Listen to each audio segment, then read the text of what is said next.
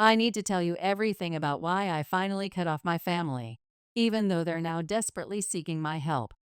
I'm Madeline, 28, and I've had this complicated relationship with my twin sister Vanessa for as long as I can remember. But here's the thing. It wasn't just typical sibling rivalry. Our parents, particularly our mother Patricia, had been unconsciously, or perhaps consciously, pitting us against each other since birth.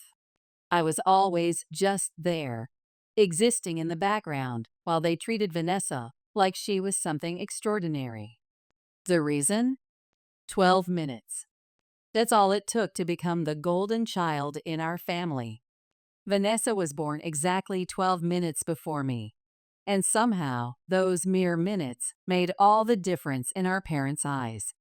She was their miracle baby, their firstborn, the one who could do no wrong. First memory, kindergarten. My earliest memory of this favoritism takes me back to our kindergarten days in Seattle. We were both in the school play. I had landed the lead role as Little Red Riding Hood, while Vanessa had 2 lines as a flower. During the performance, Vanessa forgot her lines and started crying on stage.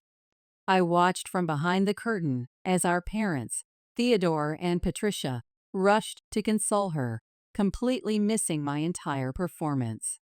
That evening, while I sat quietly at our kitchen table, still wearing my red cape, all they could talk about was Vanessa's bravery for trying. My lead performance might as well have been invisible. This pattern followed us through elementary school like a persistent shadow. If Vanessa brought home a C on a test, Mom would comfort her with gentle words. "Oh, honey, you tried your best." Meanwhile, my straight A's barely warranted a glance.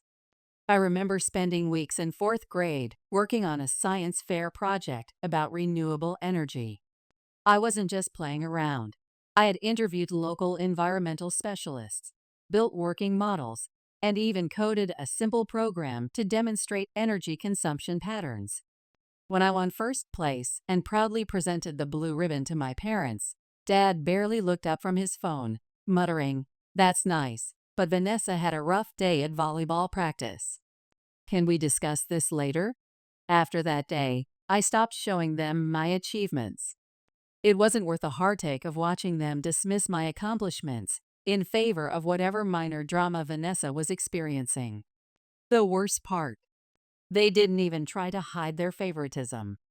At family gatherings, Dad would joke about how those precious 12 minutes somehow made Vanessa the responsible older sister. "Vanessa looks after her little sister," he'd say with a laugh, while I stood there, feeling myself shrink into nothing more than Vanessa's shadow.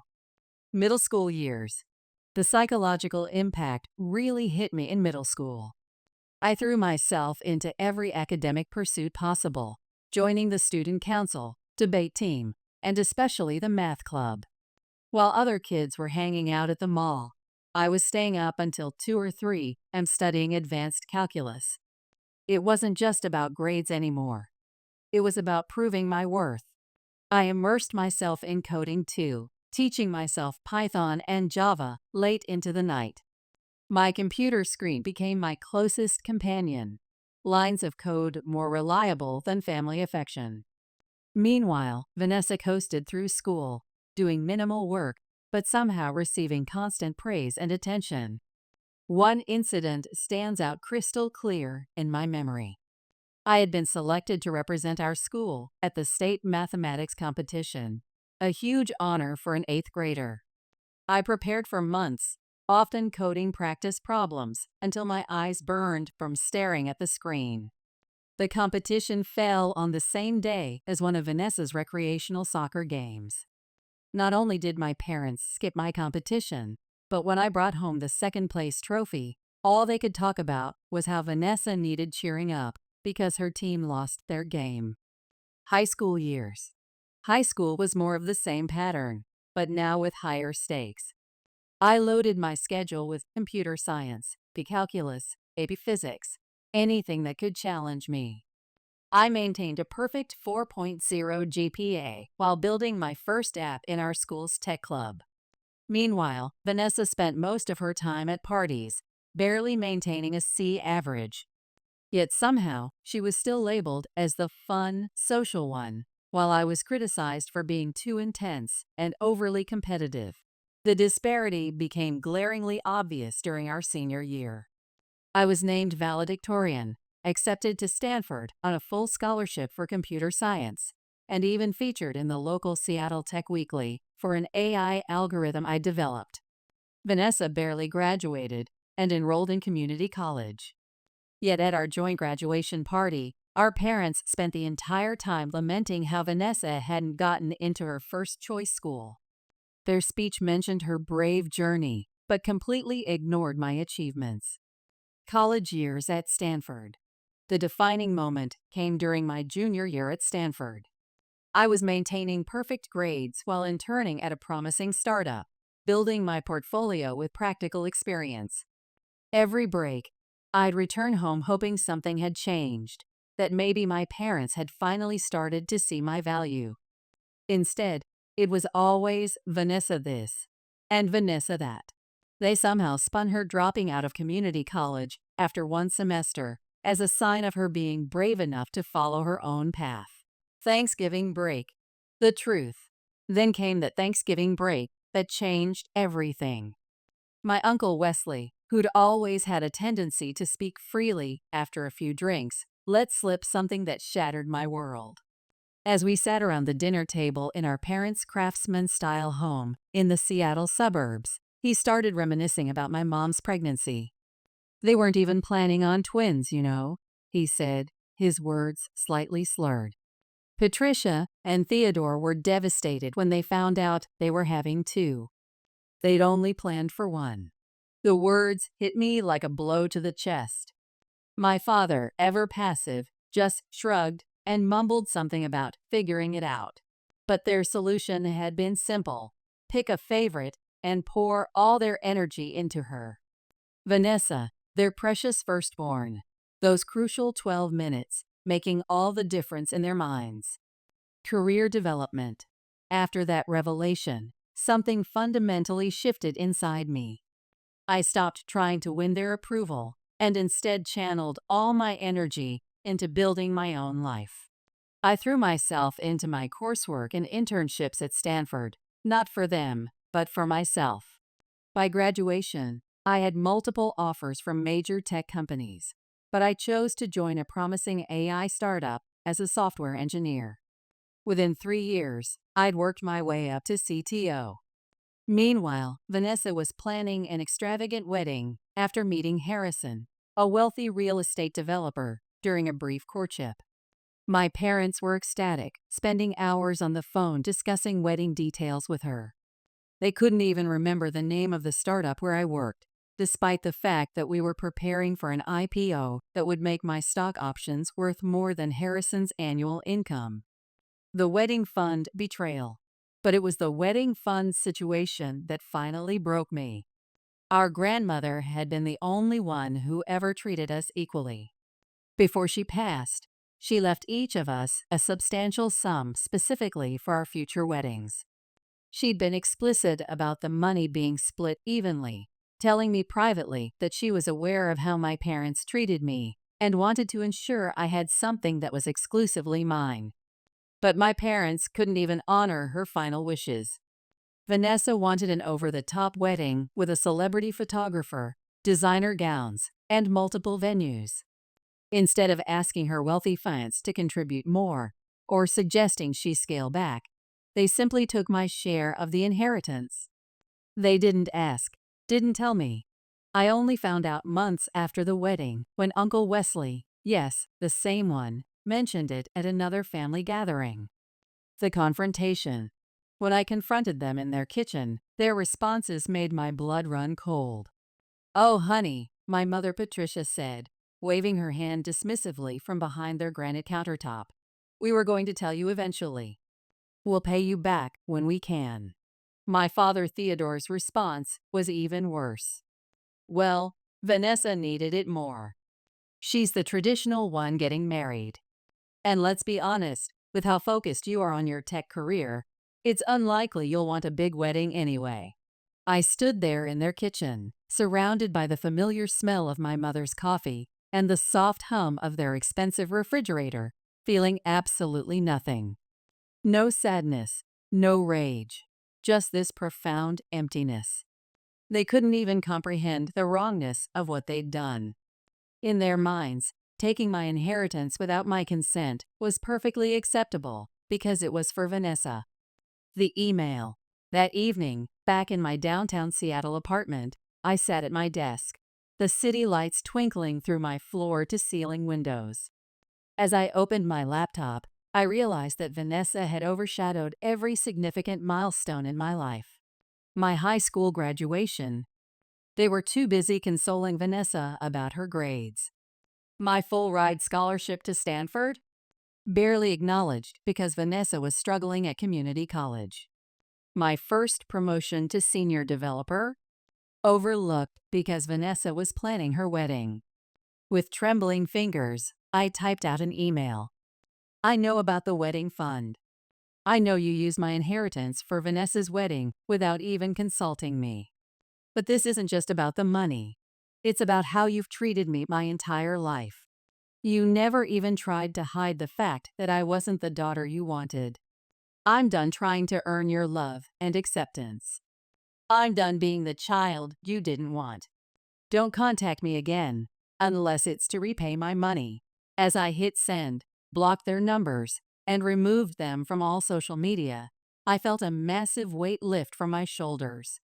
For the first time in my life, I didn't have to measure up to Vanessa's standards or seek approval I would never receive. The year of growth. The following year transformed my life completely. I poured all my energy into my role as CTO, leading our company through a successful IPO that made my stock options worth more than Vanessa's entire wedding. I started therapy to address my childhood trauma, bought a luxury penthouse in downtown Seattle, and built genuine friendships with people who valued me for who I am. Occasionally, Vanessa would try to reach out through distant relatives or mutual friends. Family should stick together, she'd write, or you're still my sister. But where was this sense of family when she happily accepted my inheritance for her wedding? Where was the sisterly concern when she watched our parents dismiss my achievements year after year? Some relatives tried to guilt me, throwing around phrases like, blood is thicker than water. But these were the same people who silently watched my parents' favoritism towards Vanessa for years. They stayed quiet when they saw how I was treated. They don't get to have an opinion now. New definition of family. What's interesting is that cutting them off helped me realize who my true family is. My therapist who's helping me see that none of this was my fault. My tech team who celebrates my achievements. And my college best friend who helped me move into my penthouse. These are the people who genuinely care about me. Career advancement. Our company just opened a new office in Austin, and I've been offered the position of Executive Director of Technology. For the first time in my life, I'm making a decision without wondering how it will compare to Vanessa, or what my parents will say. The freedom feels exhilarating. I sometimes question if I'm being too dramatic, but every time I consider reaching out to them, I remember all those years of feeling inadequate, and I know I made the right choice. Although, things are about to get even more complicated, and I need your honest thoughts on what I should do next. The accident. 2 weeks later. I was in the middle of a board meeting when my phone started buzzing with repeated calls from Uncle Wesley. My first instinct was to ignore it. Family calls usually meant drama. But something about the rapid succession of calls made me step out to answer. Hey, it's Uncle Wesley. His voice trembled slightly. I knew immediately something was wrong. Wesley was typically the type to maintain his composure, even in crisis. We need to talk about your parents. My stomach dropped. I hadn't heard from them in 2 years, so this couldn't be good news. The bad news. What's happening? I asked, trying to keep my voice steady while stepping into my private office overlooking Seattle's skyline. There's been an accident. A bad one. They're in the hospital. He paused. and I heard him take a deep breath. A truck ran a red light and hit their car. Your dad's in critical condition, and your mom has multiple fractures. They've been in the hospital for several days. Days? I repeated, my voice rising. And no one thought to tell me until now? They wanted me to let you know, he said, his tone gentler. I think they want to see you. But that's not all. There's an issue with their insurance. Of course there was. Wesley went on to explain that my parents had let their health insurance lapse 6 months ago. They'd been having financial difficulties due to credit card debt and poor investments. The medical bills were already mounting, and they were nowhere near being discharged. The sister's response. What about Vanessa? I asked, already knowing the answer. Wesley let out a heavy sigh. She visited once right after the accident, but said she couldn't help with the bills.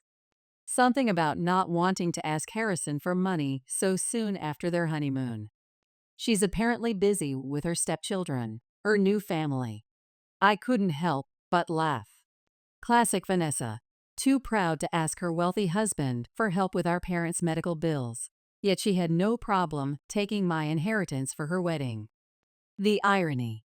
I sat in my office after hanging up with Wesley, staring at the Seattle skyline through the rain-streaked windows. The irony wasn't lost on me. Now that my stock options had vested, and I had more than enough money to cover their medical expenses, I was in a position to help them. But did I want to? The text. 3 days after Wesley's call, Vanessa texted me. I know you're doing well at work. Mom and Dad need help. This is your chance to do the right thing. My chance to do the right thing. Where was this moral compass when she was using my inheritance for her wedding? Where had she been all those years when she watched our parents brush off my achievements? The parents' call. After a week of internal conflict, my parents finally called themselves. Despite my mother's voice being weak and obviously affected by painkillers, her manipulative methods hadn't changed, as if the past 2 years of silence had never happened. Sweetheart, she began, her voice trembling, we're in a really difficult situation. The specialist says the bills could reach $200,000, not including rehabilitation. We know we haven't been perfect parents, but… No, I cut her off, my voice ice cold in my quiet penthouse. You haven't been, and you never will be.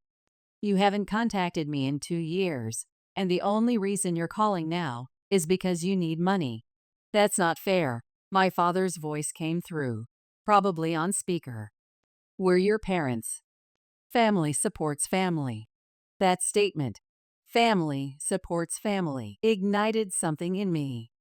Years of bottled-up anger suddenly crystallized into cold clarity. Family supports family? I repeated, my voice sharp. Where was that sentiment when you used my inheritance for Vanessa's wedding? Where were you when you missed my Stanford graduation? Where were you when you ignored every significant moment in my life because you were too busy praising Vanessa? After a moment of silence, my mother started crying.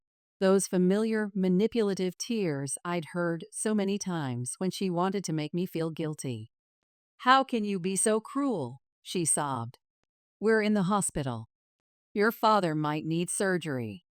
Are you really going to abandon us now? I took a deep breath, looking out at the city lights below, before saying the words I'd been wanting to say for years. Yes. Yes, I am. You emotionally abandoned me my entire life. You treated me as nothing but Vanessa's shadow and your backup plan. Now that Vanessa's refusing to help, you turn to me? No, I won't be your last resort anymore. But we're family, my father started. No, I cut in. We're not. You decided Vanessa was the only child worthy of your love.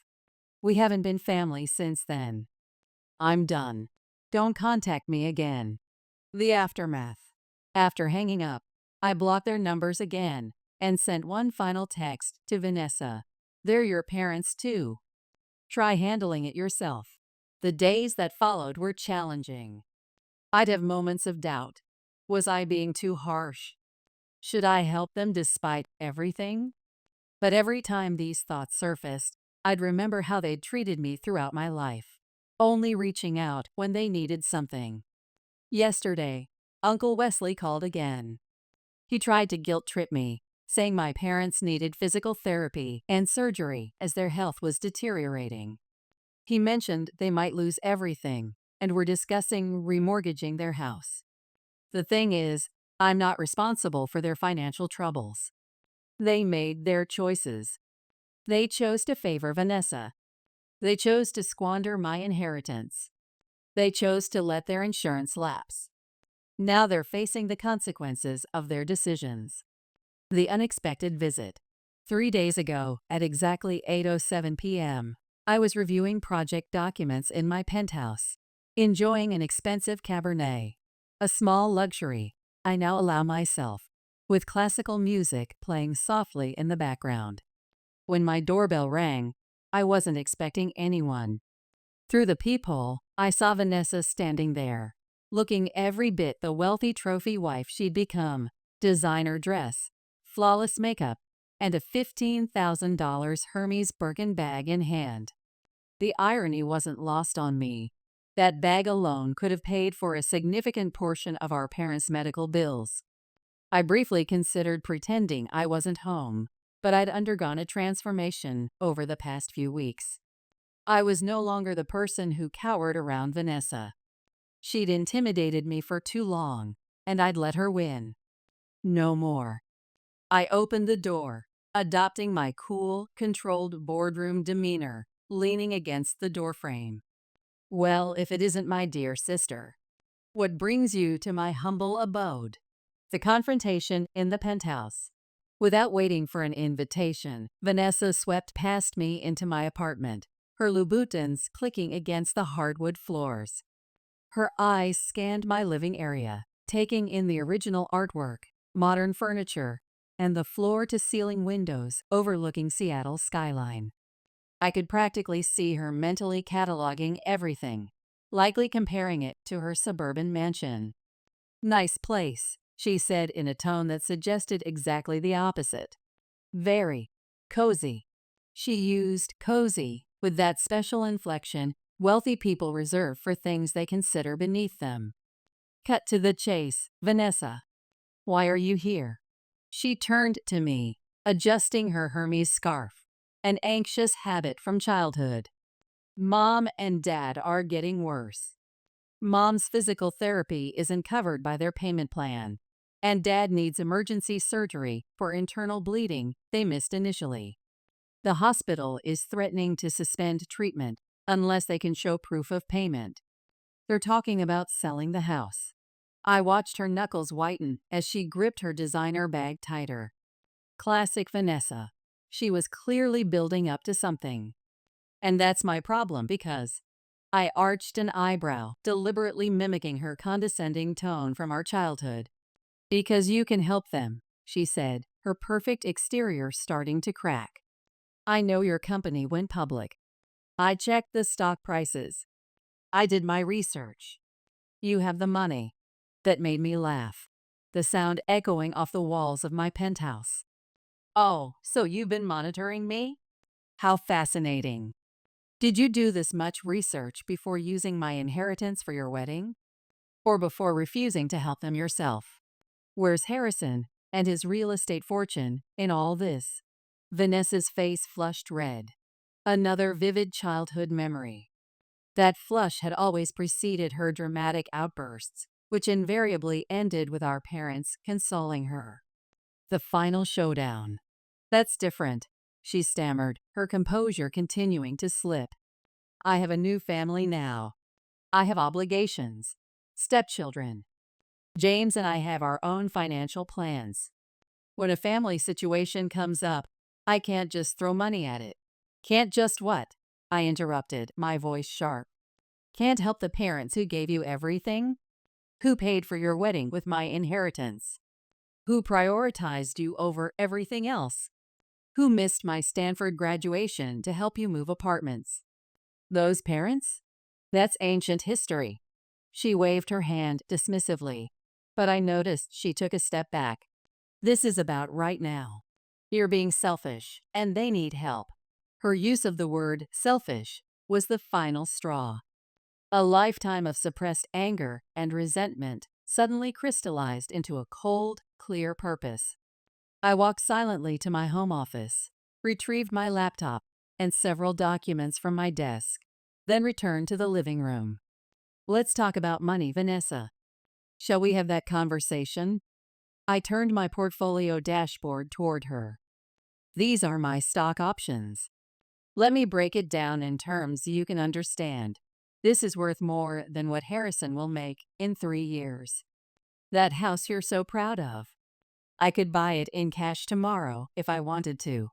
As she stared at the numbers, her face turned white instead of red. I continued, pulling up documents, my investment portfolio, my pay stubs, the latest offers I'd received from competing tech companies. But you're just a tech worker, just a programmer, she stammered, her voice small for the first time I could remember.